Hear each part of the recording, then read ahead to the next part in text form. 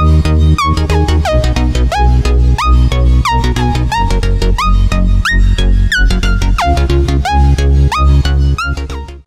Quilties, it's Karen Marchetti. This time on Dual Process, Jody Robinson and I are working on what we're calling a minimal stripe quilt. Very simplistic piecing, lots of room for quilting. And this time we're actually doing a little bit different. We're each giving you our own version of the quilt. So grab your printable and let's get started.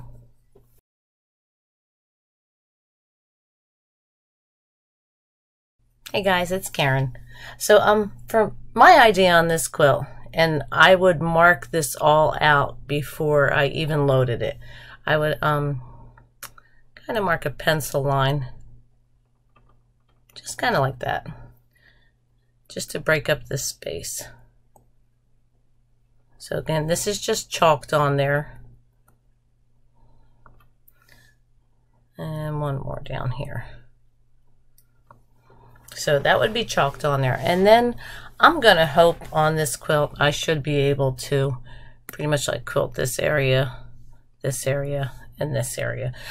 It could be smaller, it could be bigger. We don't know that because it's just a drawing. So I'm going to base it off, I'm going to work on this section. So the first thing I want to do is fill these colored bars, these stripes. So again, I should be able to get to about here, so I'm going to go straight across this one, and I'm just going to fill it with circles. You could do them freehand or use a ruler, whichever you prefer. If you use a ruler, they will all be consistent and not look all wiggly like my drawing, but whichever you prefer. Okay, and I'm going to do the same thing down this bar with very consistently sized circles. So I'll stop about here, then I'll come back and ditch that side. Again, over here, these would probably need to be used with a ruler as far down as I can go. Come back up and ditch this side. Come over here, ditch down this side, and then I'm going to fill the back of these with tiny little pebbles. Again, that's totally optional. Oops, I shouldn't have stitched through that one. Oop, that's okay. So anyway, back up this side, come down here, fill in with the pebbles, or whatever fill you prefer. Ditch this. Ditch this one. I'd probably have to tie off so that I could finish my pebbles over here. Okay, so that's that section of the pieced bars. So now on that chalked line, I'm going to do circles on that chalk line. I'm going to echo them just so that when we do whatever fill, they stand out a little bit. And you can vary the sizes of them. That's personal preference. Or you can make them all the same size. Again, echo around them.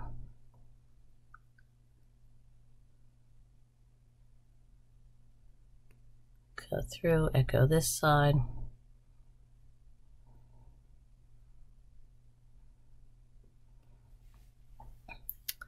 So then above this, I just chose, I would cut through my seam line, I just chose a swirly fill. You can do whatever fill you want. If you want to do this all pebbles, you can. Just know that's a lot of pebbles. You'd be really committed to those. You could do them a little larger scale, but again, you lose control of your circle if you go too big. So whatever fill you would feel comfortable doing, go ahead and fill that in. You can even do loopies if you just want to do loopies. It goes along with the circular pattern. Again, whatever you want. So we'll fill this to the end.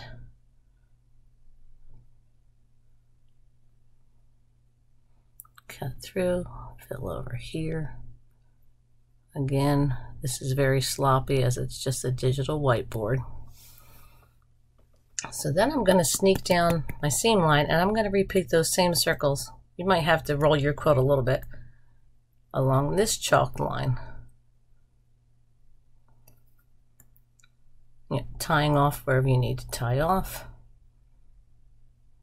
Again, if you were doing these with rulers, they'd be much more precise. And I have them when they don't fit. I don't try to do a tiny little circle so that it stops. I just make it look like it's continuing off the edge of the quilt. That's another personal preference. But if you start trying to squeeze those circles in, it will become just distorted, I guess is the word. So I'll sneak up here. I'll ditch this, and then I'm going to come back and do some straight line ruler work in here.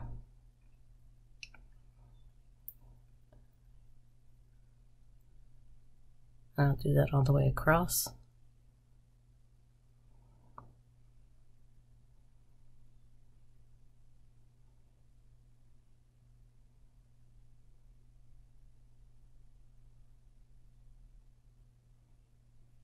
Cut through here, continue it on this side. I want it to be an illusion that this bar is floating over this straight line quilting. And I mean, if you can match them up, that's great. Optically, you don't have to be perfect. This bar appears, you know, wide enough that you won't notice if they're a smidge off. I'll continue this across.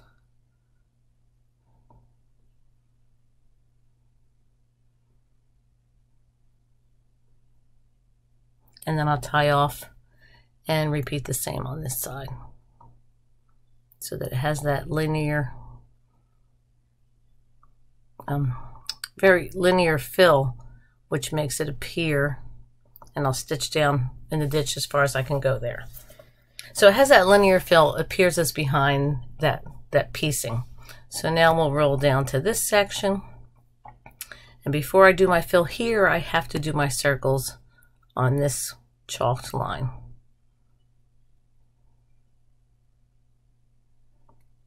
I'm going to sneak back up in that ditch, continue with my circles as far as I can go, do my fills, go back down and ditch that. So I'm trying to fill and ditch as much as I can without tying off. So ditch down. If I can sneak back through, I can do my circles back up this piece stripe,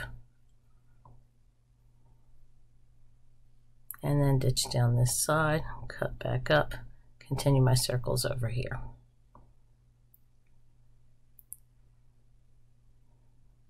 Do the echo.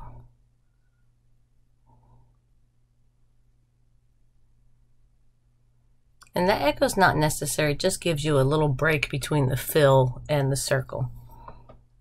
So now I'll cut up here and I'll do this fill in this section all the way across.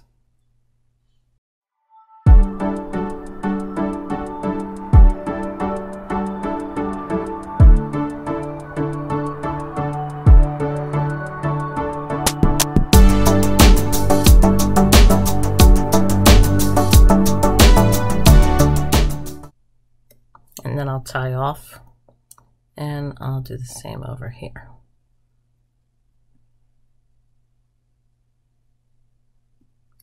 So then I will roll down to this section.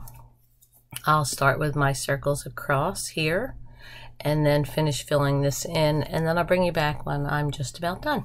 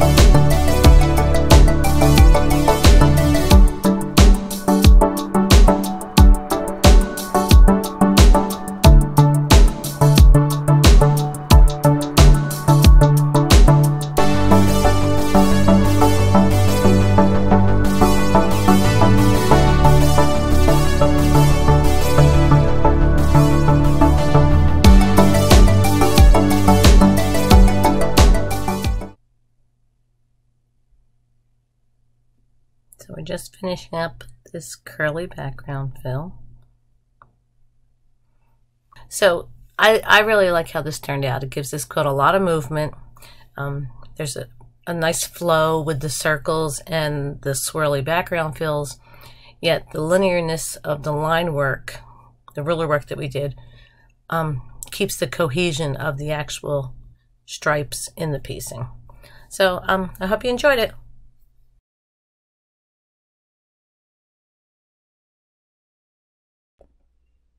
Hi everyone, it's Jody. I'm going to share with you a design idea that you could use for this simple stripes quilt. And you know, when I look at this, kind of the idea that I had, a lot of times you're going to want to put, you know, a bunch of quilting into these open areas, this huge amount of negative space that you have. But not always, and I decided to do that this time. So what I'm going to do is do all of the negative space with very simple quilting. If you saw the picture of the final design, I used simple straight lines running horizontal on the quilt for the entire white area. And then I'm going to put kind of the focus designs inside these minimal stripes, because there's such a small amount of actual piecing that I want to kind of emphasize that. So for me, when I think about a design, one of the most important things is that you really do need to think about how you're going to execute this design. And so the nice thing about this is the way they pieced all of this negative space is with blocks. And so the bonus to that is that it gives us seam lines. And so you notice, I mean, you have these seams, and I'm going to use that to do my straight lines, because we know, you know, the piecing ideally is straight. You also could use your channel locks if you had a quilt like this and you knew that it was really nice and straight and square and pieced very well. You could easily, you know, come down here, put on your channel lock, stitch across, you know, take the channel lock off, move over to here, and do it that way through the body of the quilt. It would probably make it a little bit faster. But because, you know, I'm going to pretend maybe it isn't so square, I'm going to use a ruler. And I'm simply going to do, you know, decide on your spacing. That is entirely up to you. I probably wouldn't do these horizontal lines any farther apart than maybe an inch. But I just want that to all be the same. And so I would start at the top. Actually, I would probably start using this first seam here to, you know, I can line my ruler up using this seam and get an accurate line. And from that point on, every line, you're just going to line your ruler up on this to get the next line, if that makes sense. And obviously, I'm sure I can't reach all of this wall hanging in one pass, so I'm going to assume and pretend that we can reach to half of it. So I also then want to plan a design to use in everything else that can be done as we roll. So the first thing I would probably do is go ahead and stitch in the ditch all of these bars, just because. Might as well do it now.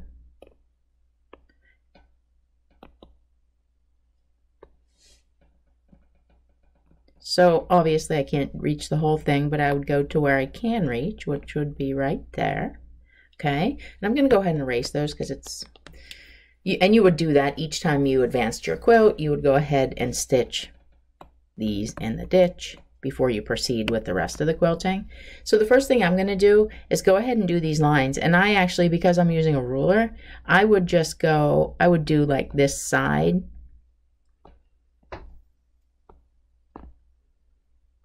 And then come over and do this. They're not going to line up because I don't really have a ruler in my hand, but so I would do that. And I also know that I can reach here, so I would go ahead and do these as well.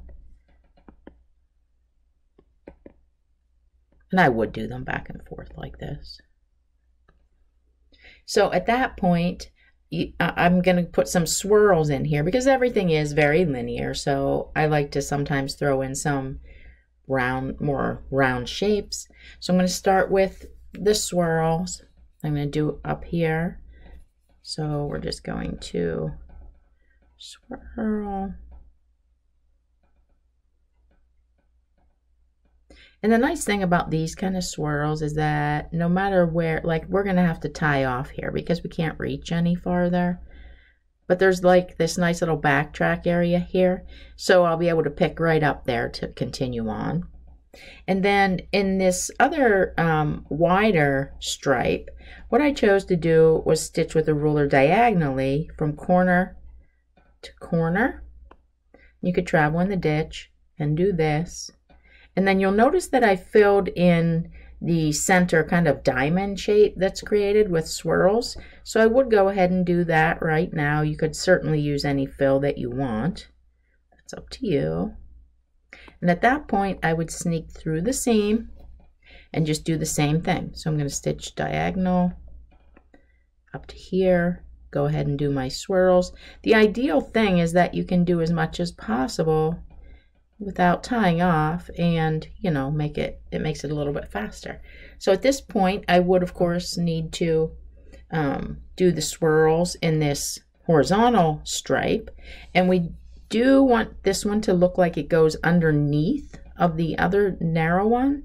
So I'm just going to do these curls, swirls, and then I would need to tie off here.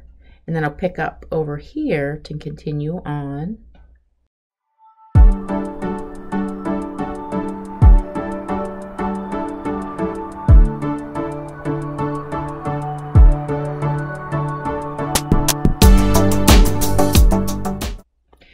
And at that point, we are ready to advance the quilt. And again, now we're working on this bottom portion here. And I would do the same thing. I would go ahead and do these lines.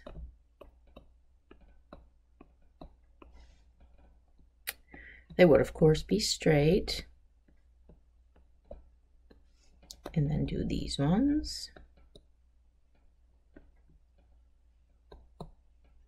And so while these lines are very plain, it's still, it adds some depth because they appear to travel underneath of those pieced sections. And it's awesome texture. So at that point, I'm just going to repeat what we did in the top portion, and I'm going to do these swirls and the little diamonds and fill them.